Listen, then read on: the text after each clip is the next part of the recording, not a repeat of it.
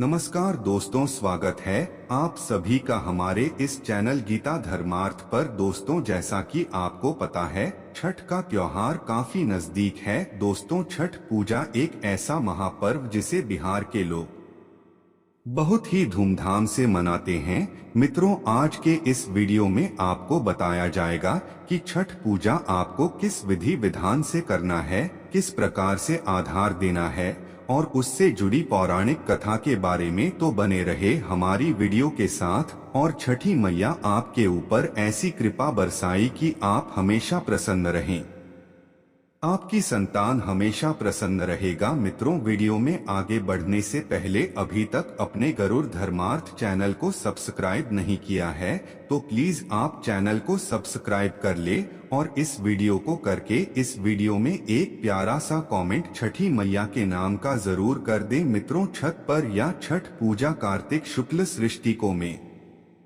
लाया जाता है और इसे सूर्य सृष्टि के नाम से भी जाना जाता है। यह पर्व दीपावली के 6 दिन पश्चात मनाया जाता है और यह अखबार व मुख्य रूप से उत्तर भारत के राज्य बिहार, झारखंड और पूर्वी उत्तर प्रदेश में बड़े ही धूमधाम से मनाया जाता है। और छठ पूजा में सूर्य देव छठी मैया की पूजा और उन्हें आधार देने का विधान है। पिछले कुछ वर्षों में छठ पूजा को लोक पर्व के रूप में एक खास पहचान मिली है और यही वजह है कि आप इस पर्व की रौनक बिहार, झारखंड के अलावा देश के कई हिस्सों में देखने को मिलती है। आओ छठ पर्व पर सूर्य देव और छठी मैया की पूजा का विधान जानते हैं। मित्रों, छठ पूजा में सूर्य देव की पूजा की जाती है और उन्हें अधम दिया जाता है। सूर्य प्रत्यक्ष में दिखाई देने वाले देवता है जो पृथ्वी पर सभी प्राणियों के जीवन का आधार है। सूर्य देव के साथ साथ छठ पर्व पर छठी मैया की पूजा का भी विधान है और पौराणिक मान्यताओं के अनुसार छठी मैया या सृष्टि माता संतानों की रक्षा करती है और उन्हें दीर्घ आयु प्रदान करती है। और शास्त्रों में सृष्टि देवी को ब्रह्मा जी की मानस पुत्री भी कहा जाता है। पुराणों में इन्हें मां कात्यायनी भी कहा जाता है। पूजा नवरात्रि में सृष्टि तिथि पर होती है। सृष्टि देवी को ही भी है। झारखंड में स्थानीय भाषा में छठ मैया कहा गया है। आप जानते हैं, छठ पूजा का उत्सव छठ पूजा 4 दिनों तक चलने वाली लोकप्रिय पूजा है। यह 4 दिवसीय उत्सव है जिसकी शुरुआत कार्तिक शुक्ल चतुर्थी से होती है और कार्तिक शुक्ल सप्तमी को इस पर्व का समापन होता है। अब जानते हैं पहले दिन की पूजा। मित्रों, यह छठ पूजा का पहला दिन होता है। इसमें सिर्फ नहाए खाए से मतलब होता है। इस दिन घर की साफ सफाई की जाती है और मन को तामसिक प्रवृत्तियों से बचने के लिए शाकाहारी भोजन किया जाता है। दूसरे दिन होता है करना खन्ना का मतलब पूरे दिन के उपवास से है। इस दिन व्रत रखने वाला व्यक्ति जल की एक बूंद तक ग्रहण नहीं करता है। संध्या के समय गुड़ की खीर भी लगी हुई रोटी और फलों का सेवन करते हैं। साथ ही घर के बाकी सदस्यों को इस प्रसाद 8 के रूप में जाता है।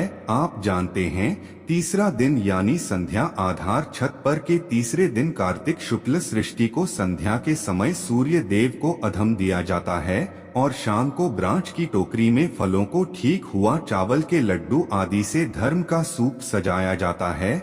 जिसके पास 4 प्रति अपने परिवार के साथ सूर्य को अर्घ्य देती है।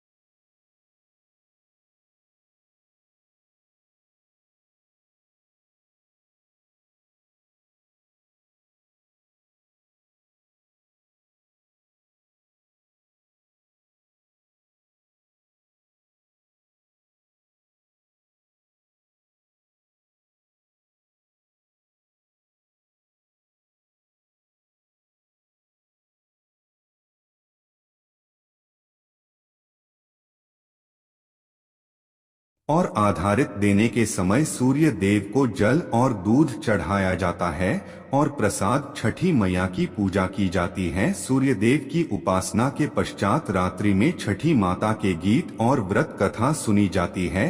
चौथे दिन की यानी पूछा आधार या छठ पर्व के दिन सुबह के समय सूर्य देव को इस दिन सुबह सूर्य उदय से पहले नदी के घाट पर पहुंचकर उगते हुए सूरज को अर्घ्य दिया जाता है। इसके पश्चात छठ माता से संतान की रक्षा और पूरे परिवार की शांति प्रार्थना की जाती है। पूजा के पश्चात वृत्ति कच्चे दूध का शरबत पीकर और थोड़ा प्रसाद खाकर व्रत को पूरा करती है, जिसे पारण या पनाह कहा जाता है। आप जानते हैं छठ पूजा की विधि के बारे में मित्रों। पूजा से पहले इन सभी सामग्रियों को एकत्रित करके रख लें, जिससे आपको पश्चात में परेशानी न हो। और फिर सूर्य देव को विधि विधान से आधार देख बॉस की 3 बड़ी टोकरी मांस या फिर पीतल 300 खाली दूध और गिलास चावल, लाल सिंदूर, दीपक, नारियल, हल्दी, गन्ना, स्रोत नहीं, सब्जी, शकरकंदी, नाशपाती, बड़ा नींबू, शहद, बांध, सबूत सुपारी, के राम कपूर, चंदन और मिठाई, शहद और सबूत सुपारी, केरल कपूर, चंदन और मिठाई प्रसाद के रूप में मां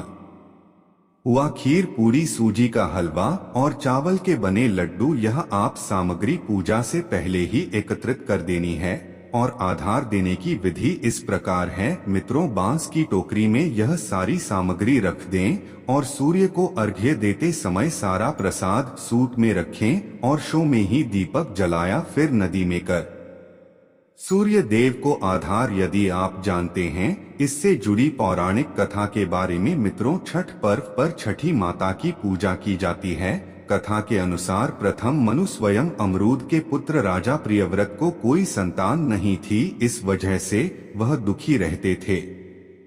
महर्षि कश्यप ने राजा जी के पुत्र प्राप्ति के लिए यज्ञ करने को कहा। महर्षि की आज्ञा के अनुसार राजा ने यज्ञ करवाया। इसके पश्चात महारानी मालिनी ने एक पुत्र को जन्म दिया, किंतु दुर्भाग्य से वह शिशु मृत्यु पैदा हुआ। इस बात से राजा और अन्य परिजन बेहद दुखी हुए। तभी आकाश से एक विमान उतरा जिसमें माता सृष्टि विराजमान थी। जब राजा ने उनसे प्रार्थना की तब उन्होंने अपना परिचय देते हुए कहा कि मैं ब्रह्मा की मानस पुत्री सृष्टि देवी ही मैं विश्व के सभी बालकों की रक्षा करती हूँ और ने संतानों को संतान प्राप्ति का वरदान देती हूँ।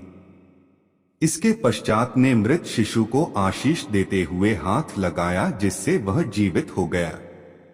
सृष्टि देवी की कृपा से राजा बहुत प्रसन्न हुए और उन्होंने देवी की आराधना की। ऐसी मान्यता है, तभी से छठ पूजा का प्रसार हो गया।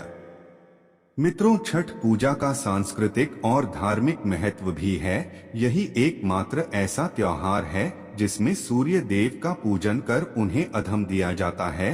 हिंदू धर्म में सूर्य की उपासना का विशेष महत्व है। वहीं एक ऐसे देवता हैं जिन्हें प्रत्यक्ष रूप से देखा जा सकता है और वेदों में सूर्य देवता जगत की आत्मा कहा जाता है। सूर्य के प्रकाश में कई रोगों को नष्ट करने की क्षमता है। सोया के प्रभाव से व्यक्ति आरोग्य, तेज आत्मविश्वास की प्राप्ति करता है। आयुर्वेद शास्त्र में सूर्य देवता को आत्मा, पिता, पूर्वज, मान सम्मान और उच्च सरकारी सेवा का कारक कहा गया है।